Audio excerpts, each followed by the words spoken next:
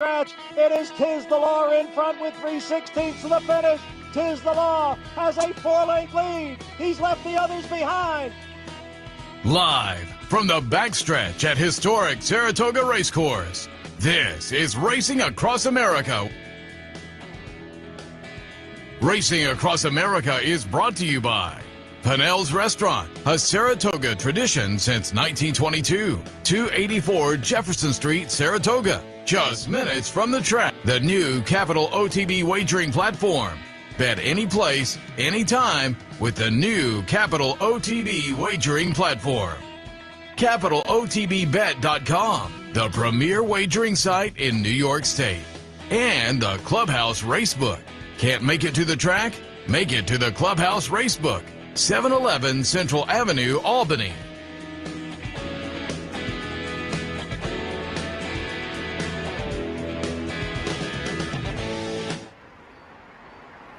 Good morning and welcome to Racing Across America as we kick off another week. I'm Seth Merrow. Thanks for joining us live from our Saratoga set right in front of Clare Court on another gorgeous morning. After a monsoonish Tuesday night, there was plenty of rain, and that leads to no jump race today, no turf racing.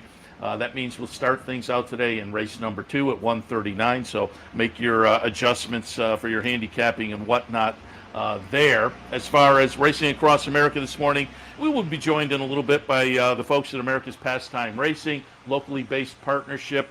Brian Spagnola and Jason Brinkman will join us to talk a little bit about the partnership and some of the horses they've had in so far at the meet, and looking forward as well. We'll also have a little segment. America's Pastime has now spun off a women's version, a league of their own, which is an offshoot of their partnership, and Maude Walsh, who is kind of taking care of the folks, the partners on the women's side of their partnership, which is, again, brand new, will also join us for a little segment to talk about that. If folks may be interested, after an exciting Saratoga, to maybe think about getting into the game as an owner and a partnership kind of a deal. Last night, I was at the Thoroughbred Retirement Foundation event, their annual event, their big event, the barbecue at the barn out at the Saratoga Winery. Took my camera over there, and we recorded a little piece that we'll show towards the end of the program as well, so stay tuned for all of that. The top of the show, we are joined by trainer Al Stahl. He's had a pretty good meet so far at Saratoga. We'll talk about some of the horses and where we might look for them to come next. Al, good morning. Morning. Glad to be here. Happy to have you here, talking a little, as I say, some of the horses who have done very well already at the meet and what to look for them. And I'm going to pull up from out of town, a race last week as well. But before we get to that, I always like to just chat a little bit about how folks got into the game and whatnot for the viewers we may have out there who are kind of new to the game. And we were talking before you came and sat up here a couple of weeks ago. We had Tommy Amos sitting here talking about his youthful days when you and he were college roommates at LSU. So tell us a little bit about the LSU days. And did that mean a lot of trips over to the fairgrounds? Well, it goes back to high school. Actually, grammar school. We started together at Holy Name of Jesus, and my family was always with the horses. And Tom started tagging along a little bit in early high school and towards the end of high school, and you could tell he was bitten by the bug. And as we went through LSU, yeah, it was just horses first, books second, many road trips to the fairgrounds, no computers, no cell phones, no OTBs. You had to be there live in person, otherwise you were getting shut out. So, yeah, we did it.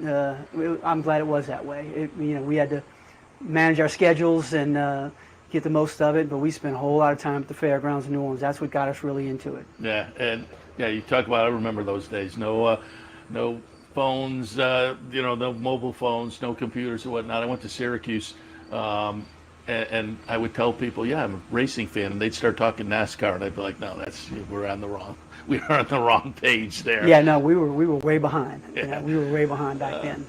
Talk a little bit about, speaking of that, as a trainer, how has training changed as technology has changed?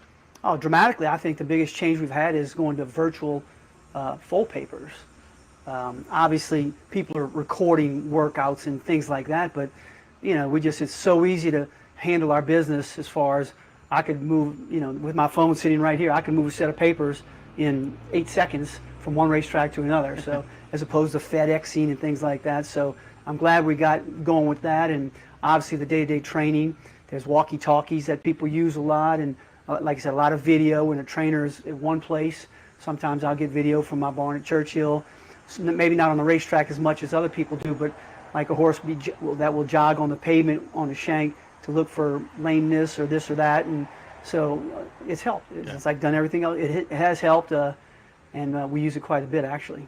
What's your schedule during the year? Where do you bounce around to? Starting with, let's start with Labor Day. We'll be back at Churchill from here.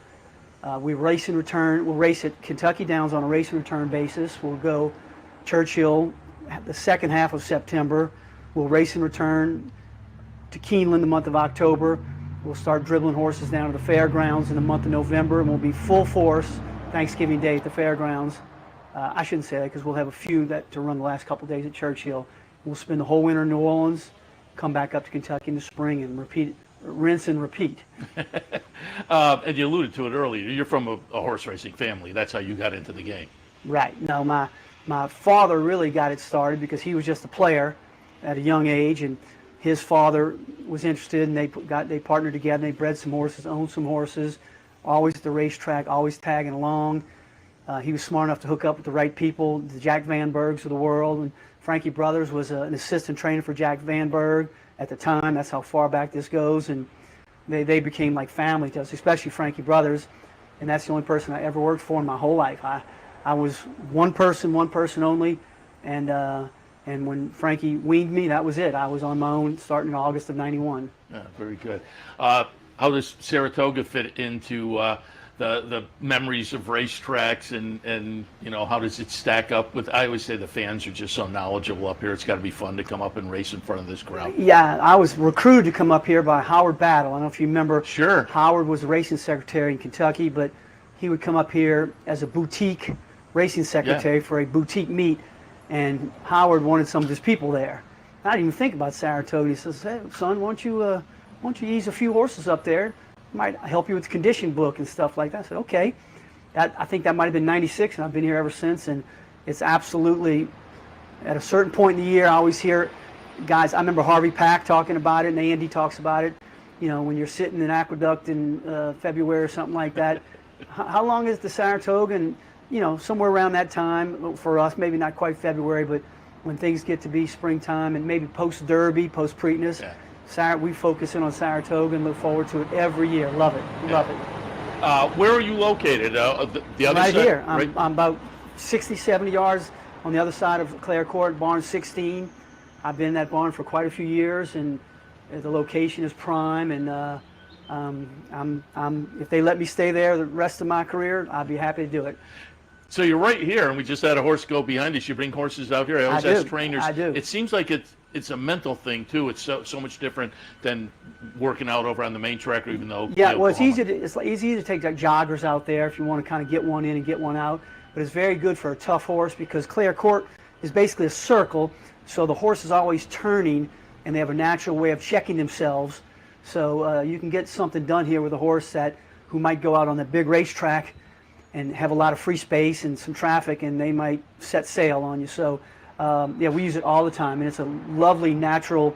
You can just tell the surface is just cut right out of the ground, and they manicure beautifully. So we use it quite a bit. Yeah, it's fun for us to be here, have the horses working out behind us. I mean, that's part of the beauty of Saratoga. It's just so nice here in the morning. And do the horses, I mean, over the years, people always say, boy, the horses really love it up here in the water and just the atmosphere and whatnot. Do the horses do you see them have a reaction to Saratoga? No question, no doubt about it. They hold their weight really well, put on weight, they train well.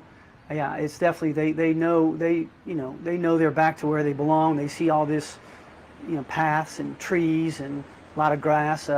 Horses do it. Every once in a while, you get the odd horse that might be able to handle all the commotion with cars and horses coming from every which way.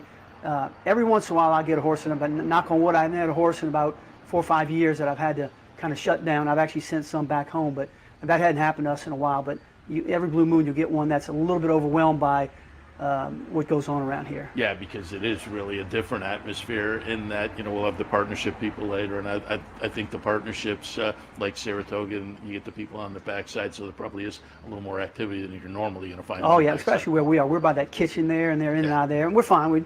They can do what they want as long as they're safe and everything. And my friend Gene, who's a tour guide over there, he brings his group by, and it's a good thing for them, and we're fine with it. So yeah, we accept it. It's great. Take us through a standard day up here at Saratoga, and is it different? And if it is different than the rest of the year, how is it different?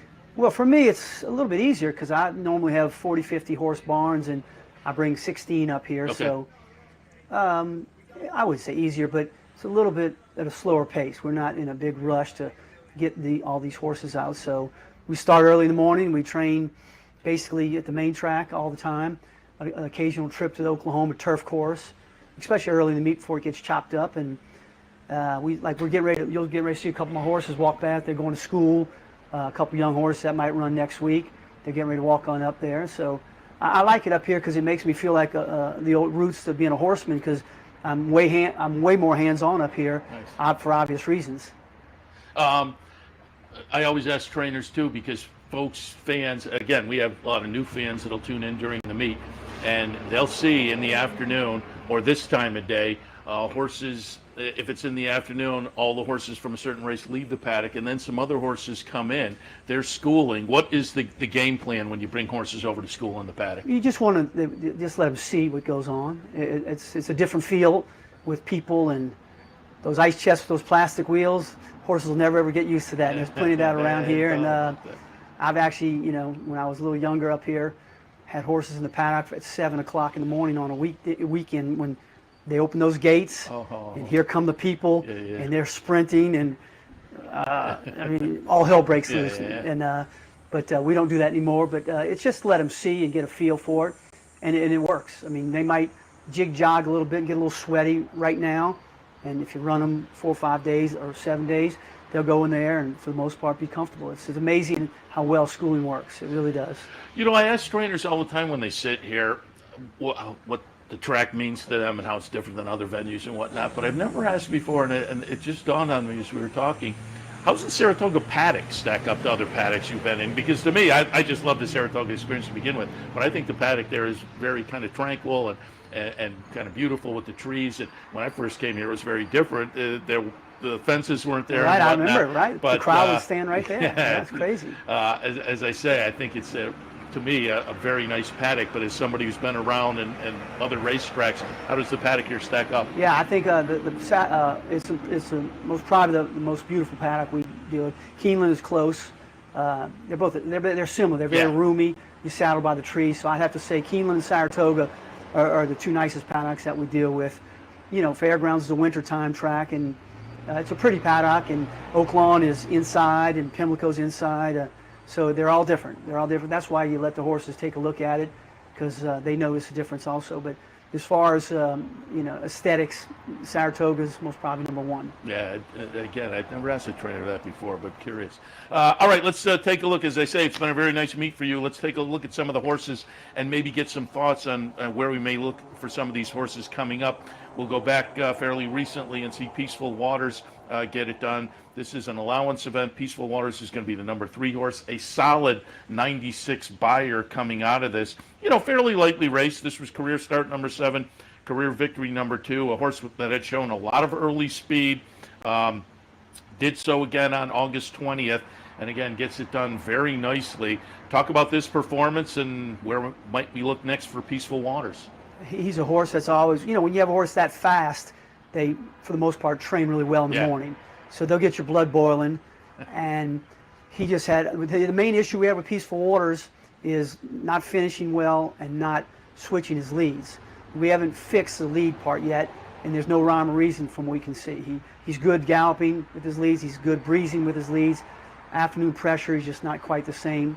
Louis didn't work on him too hard because he was running so well. I mean, when a horse is running wide open, leads mean nothing. If they're trying, you don't have to worry about it. You'll see plenty of Breeders' Cup winners run on the inside lead. And I don't think there's a right lead or wrong lead. Obviously, you don't want to be on your right lead in the turn, but if you're running on your inside lead, your left lead down the lane, and they're flat running, that's not the wrong lead. It's just where the horse is Yeah. comfortable at that time. So we'll work on that with that high buyer. We'll probably give him time, and maybe Keeneland. He still has an allowance condition.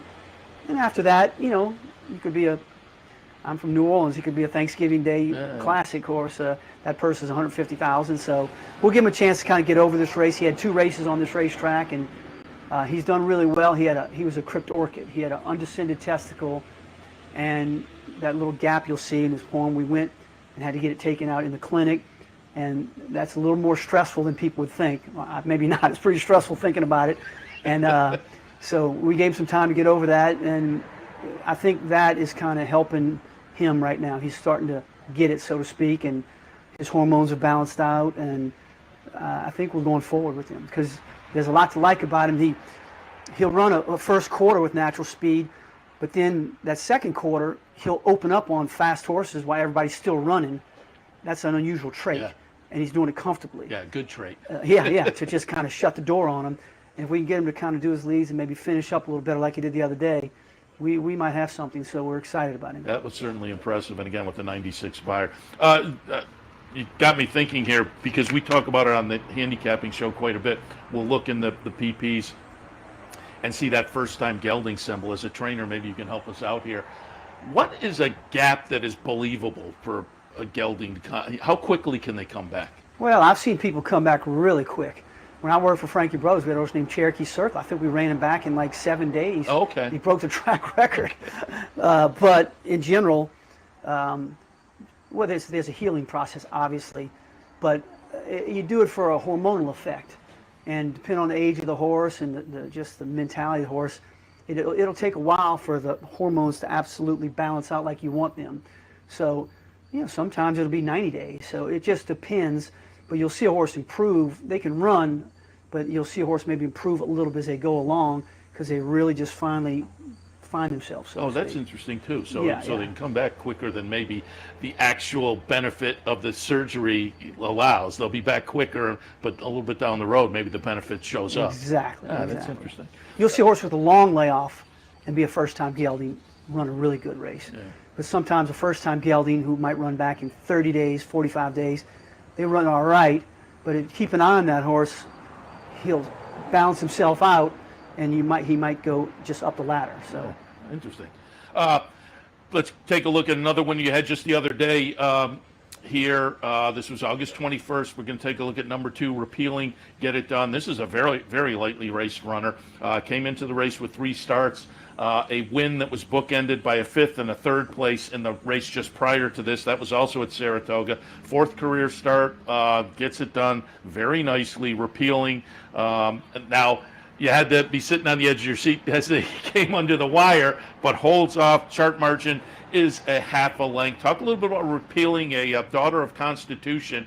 4 career starts, couple of nice wins. How did you feel about this race, and what might be looking forward to for Repealing? Repealing's a very, very nice filly. Brought her up here as a 2-year-old. Just wasn't quite right. I think she might have had a flake in an ankle. Did the surgery. Gave her a bunch of time off, and she came back a completely different horse. And her first race at Churchill was spectacular. I mean, she just destroyed that field. Her first race up here, got caught down on the inside of deep track. Ended up having a little abscess in a lymph node under the jaw, which is not your average thing, and just really wasn't comfortable. And so we threw that race out. We thought she was very live in this race, and it's got a tremendous amount of natural speed. Was going along just fine, and the 2nd, 3rd, and 4th place horse, all the ones that were kind of chasing her down the backside, just dropped out of it. They end up running last, 2nd to last, and I think 4th to last. And she's 5 lengths in front all by herself, and she's a Tappet bloodline Constitution filly. And Tyler said, I wasn't going to hit her because I didn't know which direction she was going, because she's a little bit of a tart, so to speak. So he just kind of eased her on home, and plenty left in the tank, and a nice filly. Got an 87 buyer. I was very surprised by that. That's 1 point lower than that race at Churchill. So Dogwood at Churchill, most probably. I think it's the 24th, 25th, 7/8, G3.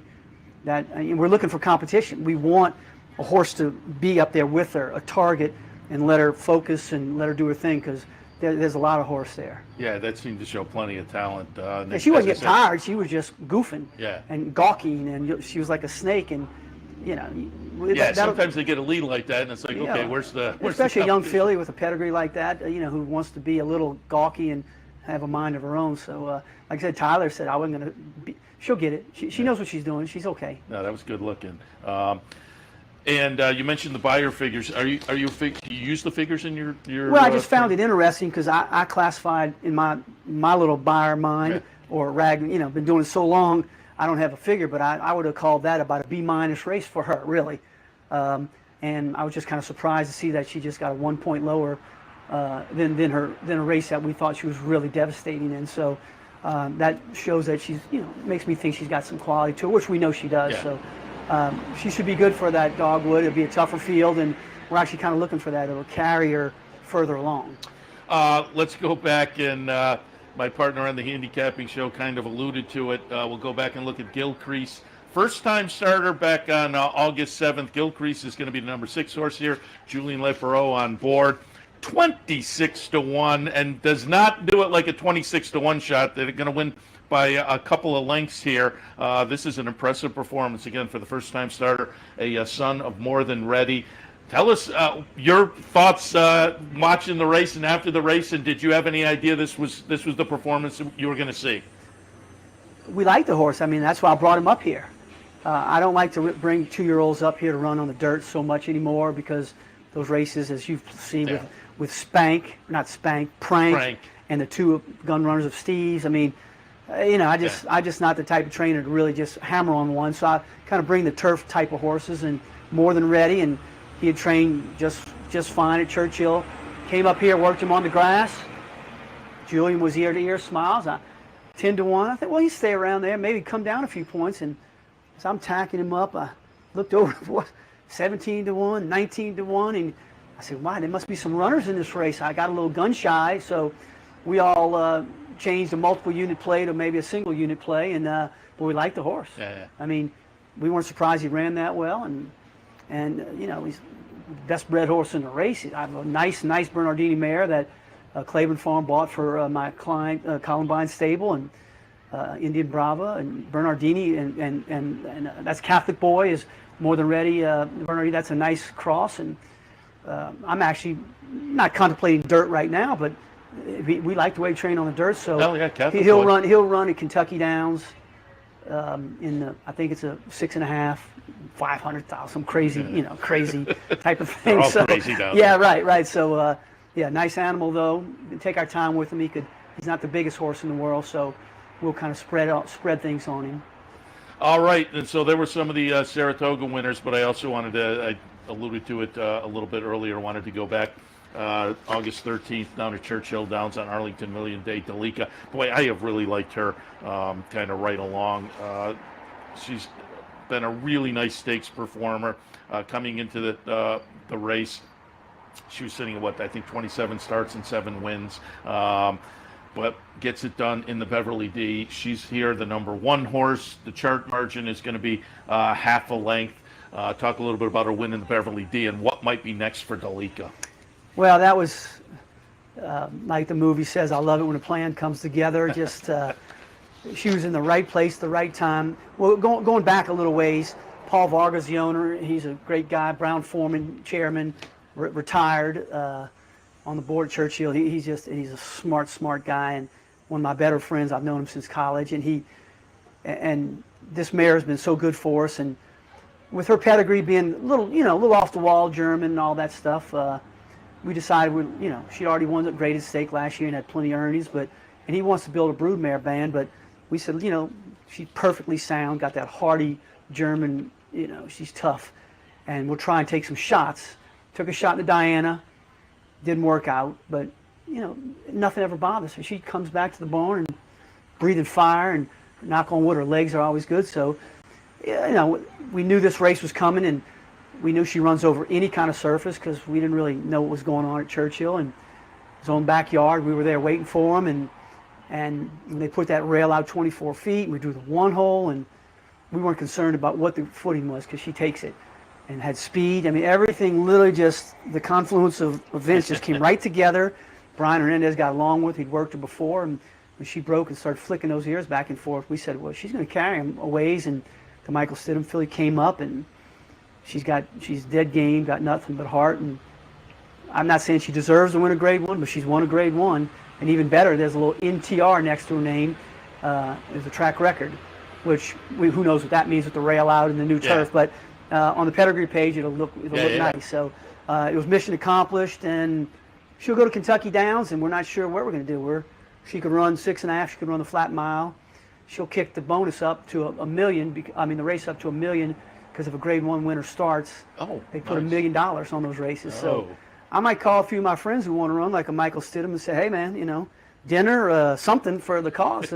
We're going to help you out. So, but she'll show up at Kentucky Downs. She's a stakes winner, and she got beat at a half a length or neck in the mile race last year. So she'll show up, and I'm not sure which race, but she'll be there. She came out of the race great. Already back in Kentucky. I mean, already back at the training center where she trains, and I keep her by herself out there. She doesn't like a racetrack too much. She's got. That's it's Sky in the form. That's the Churchill. Yeah. That's the Churchill. No, that's not Churchill. That's Tommy Drury there. But it's down in the Churchill area, right? Yeah, it's down in it's Louisville. 20 minutes away. Yeah, Okay. and we keep her out there because she's very hard to train, almost ranked to train. That's just the way she is, and she does really well out there, and her form shows it. Yeah, that was a phenomenal. And I didn't. Yeah, I said the purses are crazy down there, and can get crazier with the Grade 1 winner. I mean, it's very good. I think that money's straight to the purse too. It's not KTDF. So she'd be $550 gross in her gross would be $550, so which is not bad. Become a millionaire with that one. Yeah, right. Oh yeah. Yeah, Al, really appreciate the visit. Again, congratulations on what's been a very nice Saratoga so far. Good luck going forward, and with all of these horses that we looked at and more. But we appreciate you taking the time. I know it's always busy here at Saratoga. So, as I say, thanks for stopping by, and good luck going forward. Well, it's my pleasure to be here. I enjoyed coming here all the time, and I enjoyed coming to visit y'all. Very good. Al Stahl. All right, we'll take a break. They're in the green room, the folks from America's Pastime Racing. We'll talk a little bit about the partnership and more. All of that coming up. Stay tuned. For 4 generations and looking forward to a 5th, Bruce Cerrone and his family have continued their 99-year tradition of delighting their faithful following with the finest authentic Italian recipes made with the freshest ingredients. Some things have changed in the last 99 years, but not Pinnell's commitment to the finest in Italian cuisine. Pinnell's Italian Restaurant, a Saratoga tradition since 1922. 284 Jefferson Street, just minutes from the track. Capital OTB is now streaming live on Roku. The RTN Racing channel on Roku lets you watch OTB TV live through your Roku device or your Amazon Fire Stick, rather than being limited to computers and mobile devices, which means you can now watch OTB live wherever you are. Simply open Roku, scroll to find the RTN channel, then click on OTB TV. OTB TV on Roku. Try it now. Hello everyone, I'm Scott Varley and I'm here at the West Condominiums in Saratoga Springs. And guess what? We are down to the home stretch. Everything is 2 bedrooms and 2 baths. Come make a selection of one of the greatest condos ever to be built in Saratoga Springs. We're starting in the upper 5s and the only rooftop penthouse available now under construction. Wow, just look at this patio. We have a rooftop pool, heated garage, balconies, and a gym. Call me at 518-281-6808.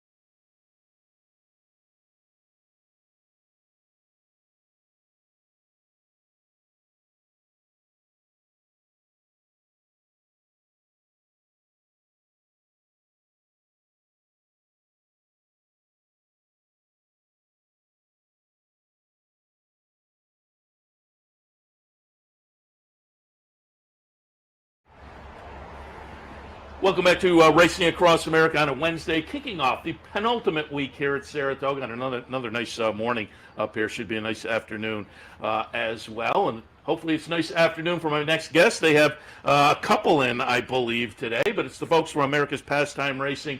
I mention them all year long when we're down in the studio because I always like to tip our cap to locally based owners, and America's Pastime typically racing quite a bit in New York, and that has continued up here at Saratoga. We'll touch on that and more. On my far right, Brian Spagnola. Right next to me, Jason Brinkman. Fellas, good morning.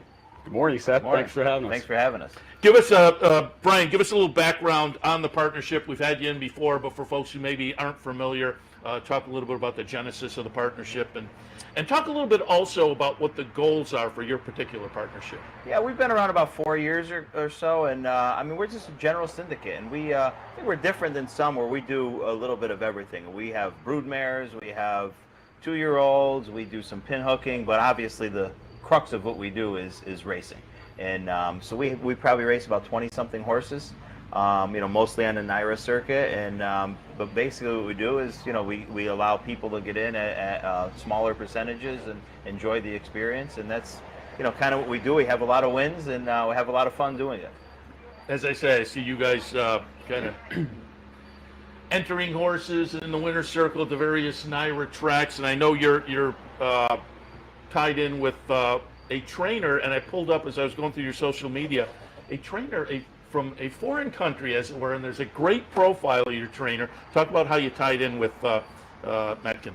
Yeah, Mertcan Cantermasi and his brother Ilkay, they do a fantastic job. They're brothers that came over from Turkey. Their dad, Tinke Cantermasi, was a world-renowned trainer over in Turkey, and they decided about 7 or 8 years ago that they wanted to come over here and start their own thing in the U.S. and have had great deal of success along the way. And when we first got connected, it was Brian that ironically enough just reached out to them on Twitter, and that's how the connection was made, and the rest is history. And now we've got a lot of horses with them, and they've been great partners for us. And I would tell, it was put together for the Fox show, I'm assuming, right? The profile? I believe it was, America's Day at the Races. Yeah, they did a very nice profile on the entire family. I tell people to go find that online because it was a nice profile and kind of gave some of that background and whatnot.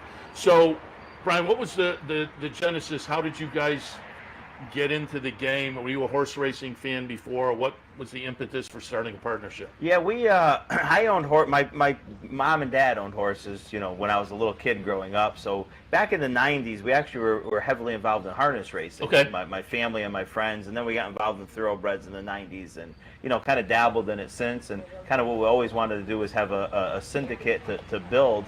And we started it, like I say, about 4 years ago, and we didn't expect it to grow like it is. And we've had over almost 200 partners over the past few years, and over 100 horses, and a lot of wins. So it's kind of really blossomed. But we really work hard at it, and we think we do a good job giving people the communication like they own the horse. And that's what's important to us, that we communicate with them, and they feel like whether they're investing $10,000 or $1,000, like it's their horse. And I think it's been successful for us. It's America's Pastime Stable. As the name might suggest, I pulled up a shot of the silks, which have the baseball on it, which are a lot of fun as well. Talk about the baseball tie-in. Yeah, the baseball tie-in. So everybody that's involved with the stable has some ties to baseball. Brian operates the Amsterdam Mohawks in the Perfect Game Collegiate League, and I operate the Albany Dutchmen. So that was kind of the connection there. We've got a couple of other guys involved as well. We have John Sargalis that does all of our social media and website, and but he also has worked in baseball for quite a few years. And then Brian's son Max, that's been around baseball as well. So it's been a nice connection with the whole group, and just kind of keeping the whole thing like light and fun, and baseball obviously is a little bit unique to bring into the sport. So. Yeah, I was down at the Albany game at the beginning of the season. That was a lot of fun. It was a nice night, and that level of base. And you guys must be playing in Shuttleworth, right? We do, yeah, we do. As an Amsterdam guy myself, very familiar with that setup. Pulled up some pictures from your social media, and you guys have both kind of alluded to it already. But Jason, talk a little bit about Saratoga and how special Saratoga is with these kind of partnerships, because I think it is special to be in the paddock, and if you can get in the winner's circle, but also just the overall experience. And we have some shots you had at breakfast on the backstretch. Yeah, I mean, Saratoga, obviously, I think for everybody is the penultimate of the entire year. It's something that people look forward to all year round, and so when the Saratoga actually gets here, we like to take advantage, and we do all sorts of events on a weekly basis. I know this week alone, I think we have, at least 3 events going on. We've tonight actually we'll be over at Bailey's in downtown Saratoga with a number of our owners. Certainly, if anybody's watching and wants to stop by, we're going to buy some drinks and have some food out. So certainly stop by and say hello. But yeah, whether it's just a happy hour that's at a local bar, or having a morning breakfast at the track, we got everybody together Sunday morning and had about 60 people come over, and it's just fun getting everybody together and enjoying the experience. And I had the guys pull up your website address, americaspastimestables.com. Brian, I'm assuming if people want to know more about it, and whenever I have partnership guys, I think you all do a good job of explaining, no matter what level. There are various levels. Do a little bit of research and find out what level you may be comfortable at. And I think folks will find out some more information about your particular stable at the website. So again, recommend people go there. But if folks stop by the event tonight, you guys, I didn't realize that, but that seems like a good spot to maybe inquire as well down at Bailey's. Yeah, no, for sure. And we're very open to answering questions. And we're transparent with everything we do. And we really try, we're marketing guys with our baseball, so we kind of take a lot of that into what we do here. And and like Jay said, we're really about the experience, and that's really what we want to do. We want to make sure people get, for what they're spending money, that the experience they have is second to none. And you said going into the paddock and the winner's circle, but even getting together at the barn or going to a party and mingling, and just feeling like you're part of the industry. And that's what it's about. And we're happy because even we feel like we really help the industry bring in the amount of owners that we have into it.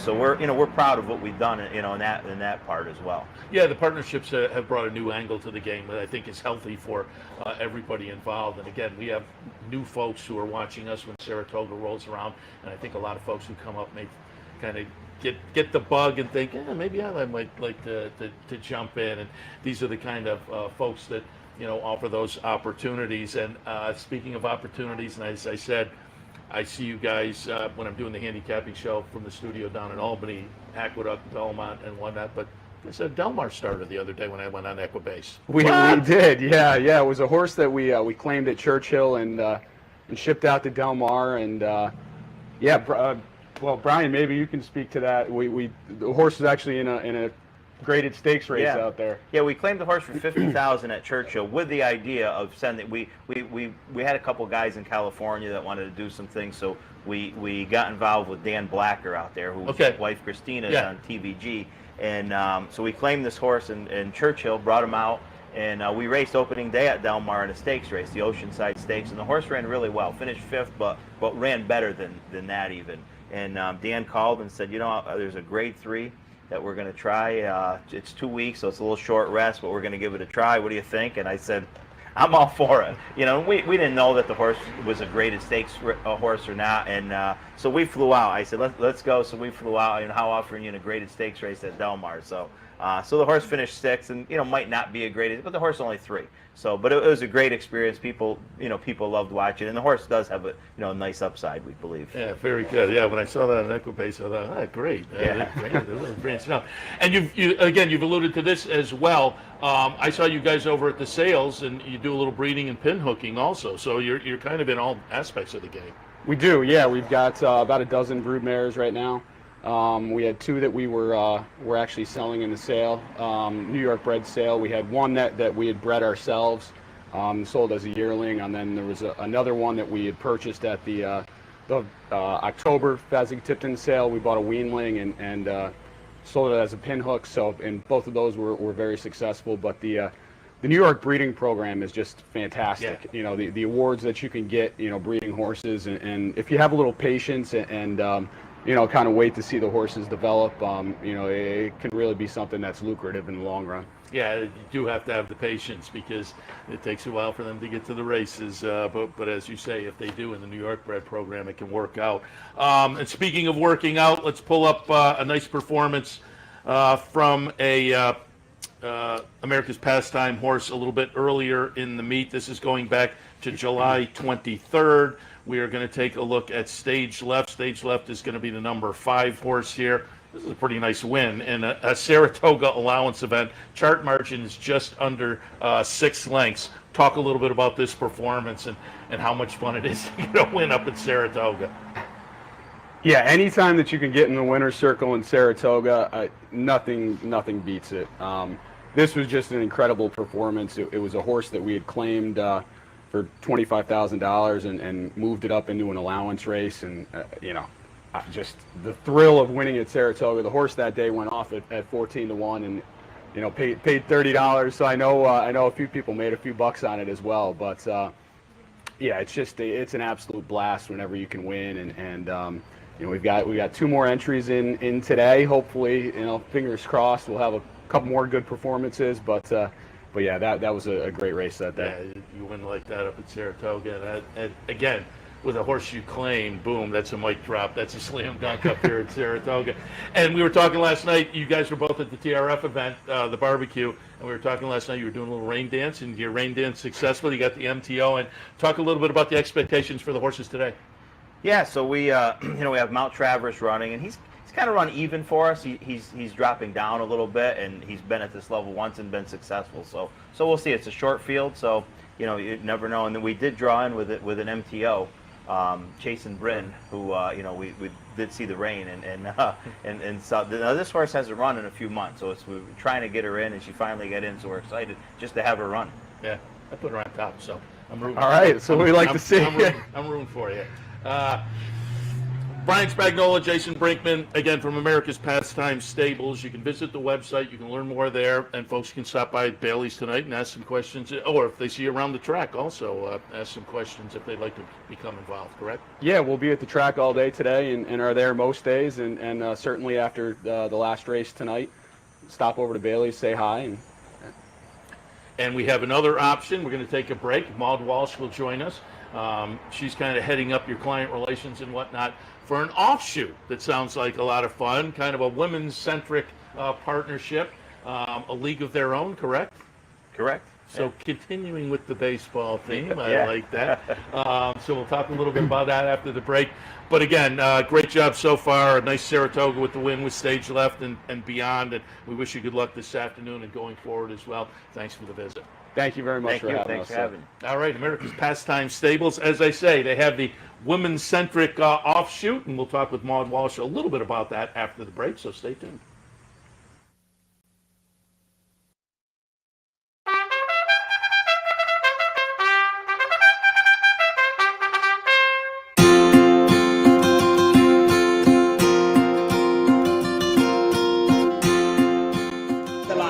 Set now for the juvenile fillies, turf. 14 of them across the track. Field set on their way. Hand of the dance on the outside, broke a little sideways with Pro KK, but meanwhile it's going to be stopped. But running on now, and Somali Lemonade's got 8 to make up.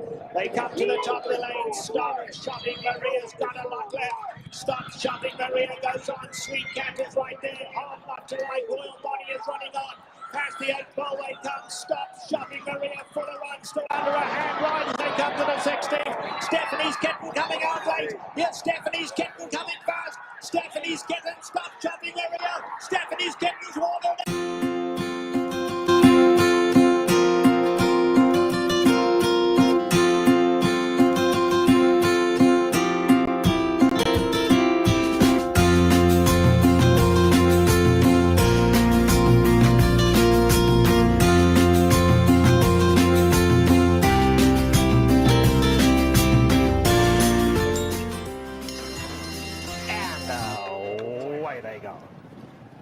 Watched the chances, broke smartly, but so did Terra from the Cape. On the inside, Sky Lantern, the grey going well. If he can get through, Sky Lantern, the grey looking for somewhere to run. Wide open. It's Terror from the Cape hanging on. Terror from the Cape tries to go all the way. On the outside now, here comes Flotilla in the light blue. Flotilla is absolutely flying. Watch the chances in there too. But Flotilla has gone right on by. And Flotilla is coming home to score. Flotilla has won it just about 2 in the end. It'll be Watch the Chances, Summer of Fun, coming on to finish third.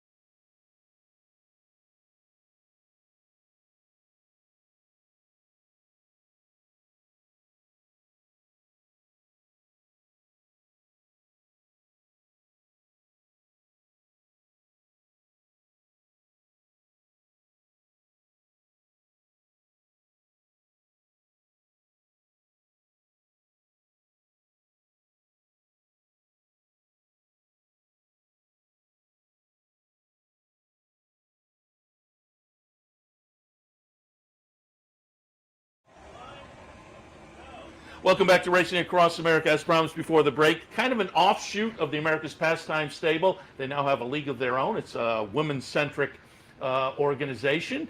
And I am joined now by Maude Walsh, who is the managing partner and one of the owners.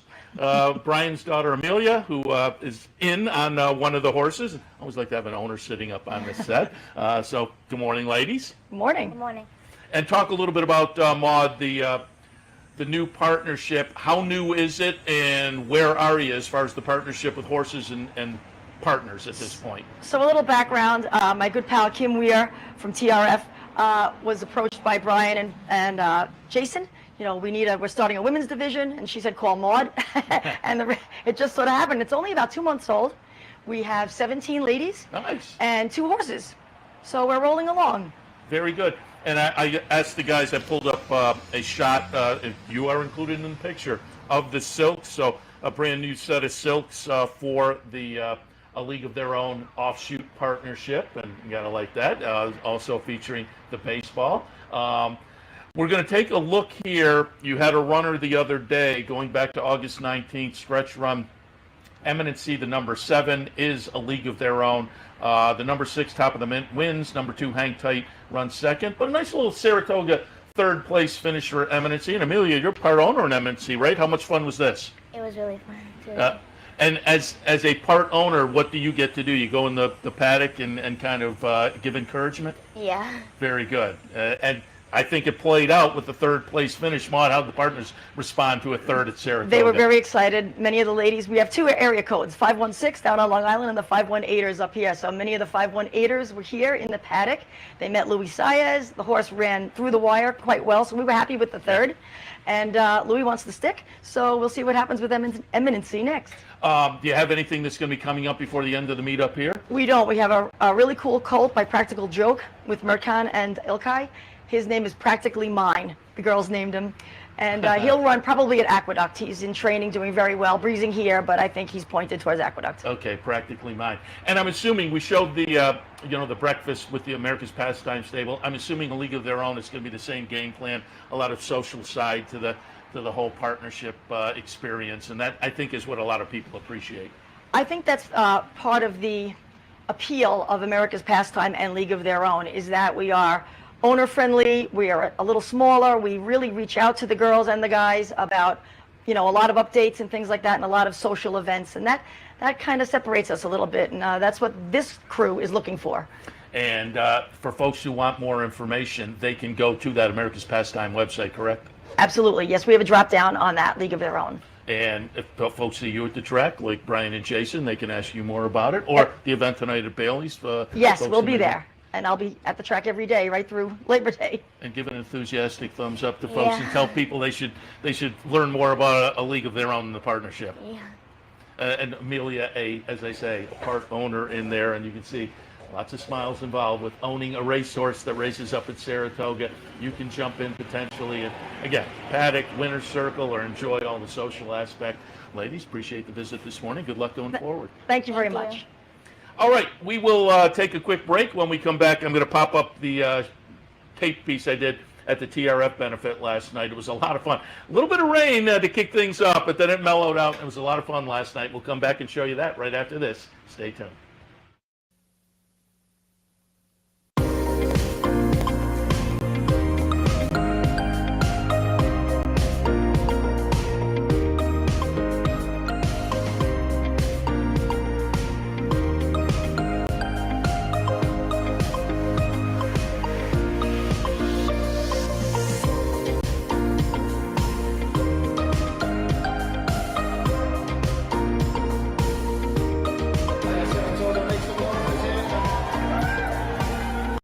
For 4 generations and looking forward to a 5th, Bruce Cerrone and his family have continued their 99-year tradition of delighting their faithful following with the finest authentic Italian recipes made with the freshest ingredients.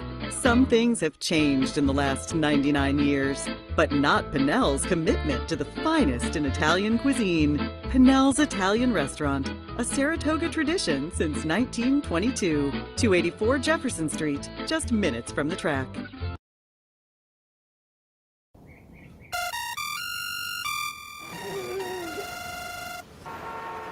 Come on. I want sales reports on my desk by Monday. Whoops. My bad. Love racing? RTN brings you every live simulcast on your home television, plus live video streaming and race replays on your PC and mobile devices. To order, visit rtn.tv. RTN, a breed apart. Send out a link to that.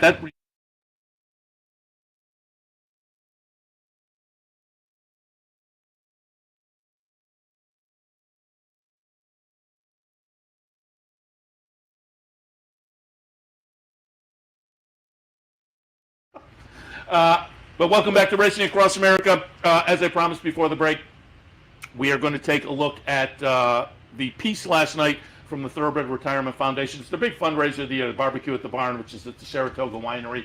On my drive over, monsoon-like rain, and part of the fun of being at the winery, they have the outdoors. So everybody was kind of forced indoors, but then the rain stopped and people moved back outdoors. And then it started again and people back. So it was a little bit of a weather situation, but overall it was a gorgeous night, jam-packed. They were sold out. It was a lot of fun. They raised a lot of money for the Thoroughbred Retirement Foundation, which does great work. So again, this is from last night, Thoroughbred Retirement Fundraiser, the Barbecue at the Barn.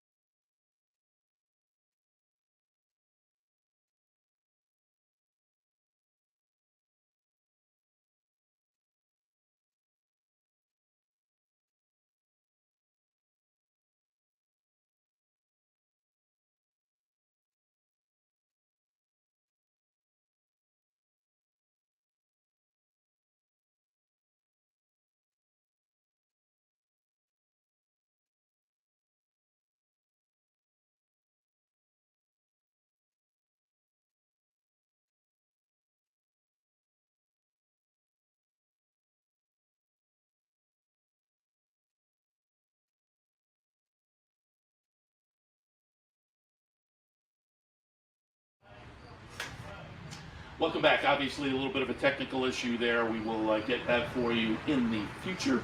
I'm going to wrap it up for this edition of Racing Across America. Kicking off the penultimate week here at Saratoga, Wednesday afternoon racing. Don't forget, with the rain last night, no jump racing, no turf racing, but without the jump race, that means we'll kick off with race 2 today at 1:39, so keep that in mind. Thanks to our guest today, Al Stahl. That was a lot of fun talking to Al, and always a lot of fun talking with local owners, and that includes America's Pastime Stables, Brian Spagnola and Jason Brinkman. Maude Walsh with the ladies side of things now, a league of their own, the offshoot to America's Pastime. You can find out more about the partnership at both of the partnerships at America's Pastime Stables.com. Also, thanks to Amelia Spagnola for sitting in as an owner on the League of Their Own partnership. So again, thanks to everybody who came in this morning here on Racing Across America. Kick off the week. We'll take we'll take our leave now, as it were, and kind of wrap it up for Wednesday morning. Racing, obviously, here on the network all afternoon long. Go down to the clubhouse and enjoy that. Your local branch, fire up your OTV account, watch on your couch at home, because, again, a lot of great racing coming up, including this nice card here at Saratoga. As far as the morning programming, as always, we return tomorrow morning at 9 a.m. for the handicapper support, at 10 a.m. for Racing Across America. We'll see you then.